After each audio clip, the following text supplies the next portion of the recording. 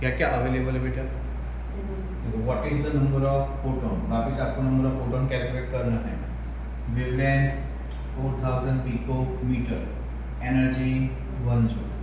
तो हमारे पास लैम्बडा अवेलेबल है, लैम्बडा है आपका 4000 पिकोमीटर, तो उसको मीटर में करना हो तो 4000 इंटू 10⁻⁻12 मीटर, बराबर।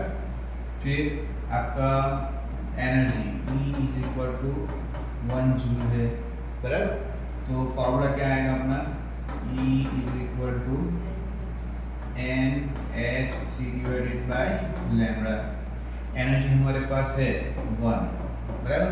N फाइंड करना है, H आपका 6.626 इंटू 10⁻⁻34, C 3 इंटू 10⁸